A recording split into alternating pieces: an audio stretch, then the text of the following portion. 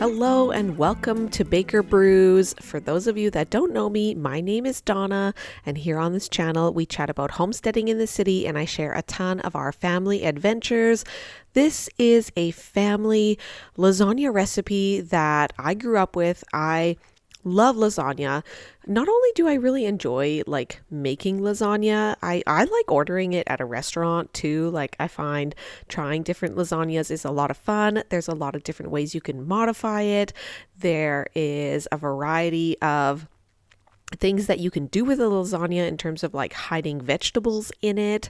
And I love it that it's just a one dish meal. So it's super easy for our family. And I love being able to prepare two lasagnas so that we have one we can eat, for dinner one night. And then I tend to freeze a second one so that it is ready in a couple weeks or whenever we're ready for another lasagna. And I just don't have to deal with that work of preparing another one. So I wanted to share this recipe with you guys to make two lasagnas.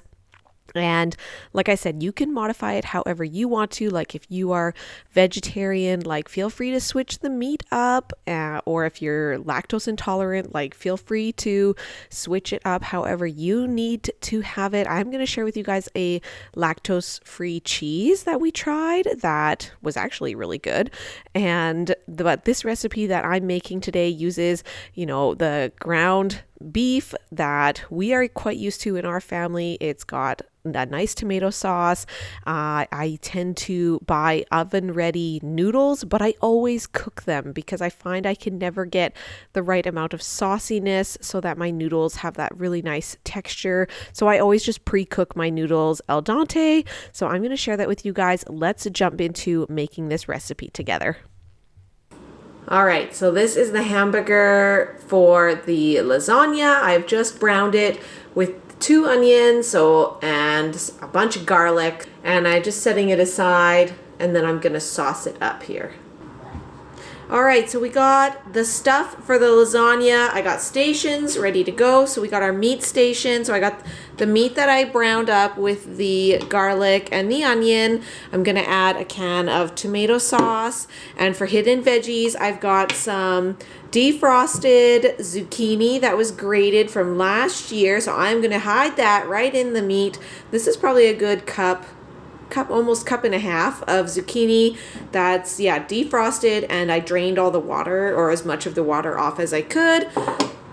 Then we're at the next station, which is the cottage cheese. So I got 2 tubs of cottage cheese because I'm making 2 lasagnas. I got 4 eggs and I got some parmesean. So we're going to be combining these together to make the cottage cheese layer. Of course, we got our noodles. Now I know I got the oven ready lasagna noodles. I always find that they're hard. I just cannot get enough liquid in my lasagnas.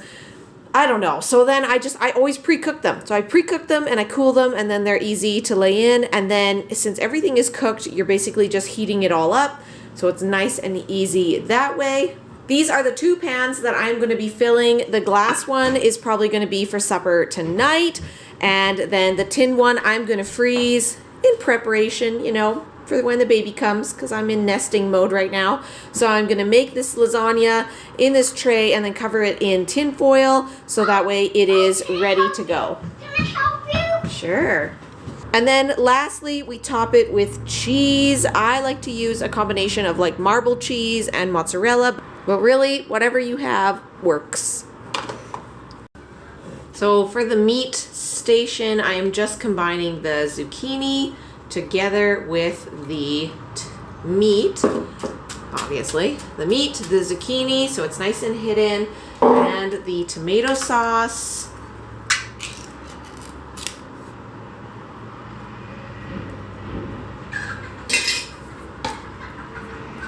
In the meat, I have hidden things like mushrooms or spinach. Cooked spinach is really great.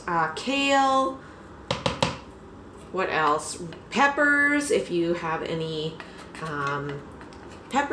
sweet peppers, that works really good.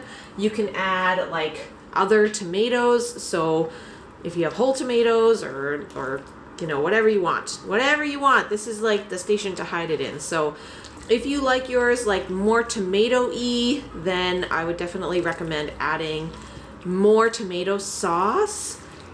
And I mean, usually because this is, I'm doubling it, I would add double the amount of tomato sauce as well. I am gonna add another can. This is just not tomato-y enough for our liking.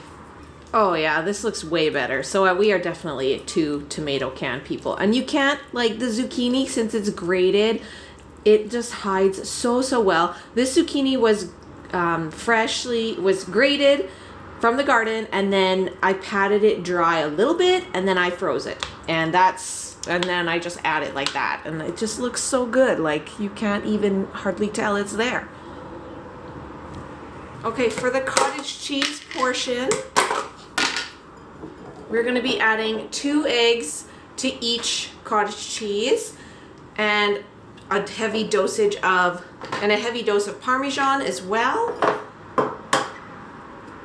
You may have to remove some of the cottage cheese in order to fit it all. I always try to do this in the container and then it gets really tight. Mix this in the container and it's always like my downfall and it's always a bad idea, but I tend to keep doing it because I don't want to make dishes.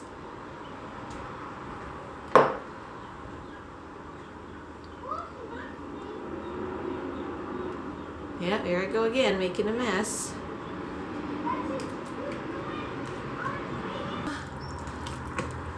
Got the egg added.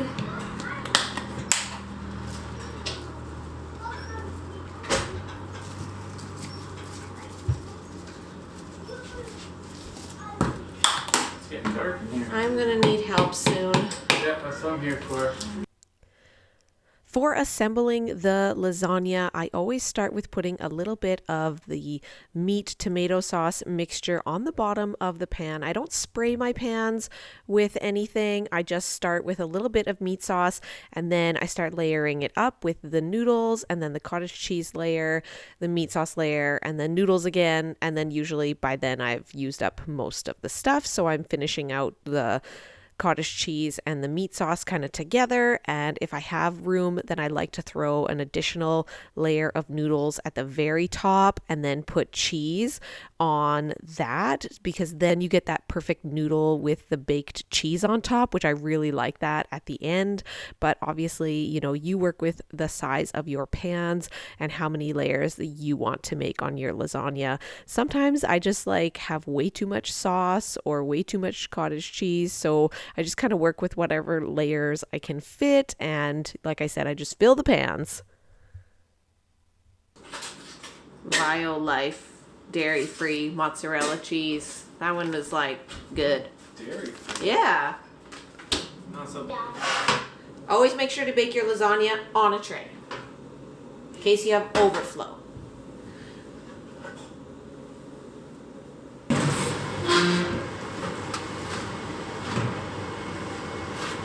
Oh, careful. Woo! Oh my gosh.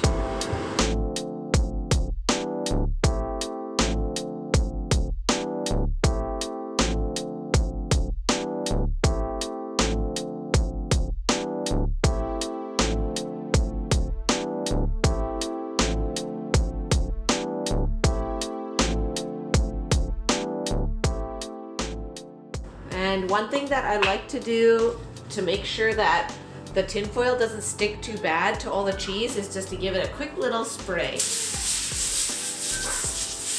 I mean, you're still going to get some stuck to the top, but hopefully slightly less.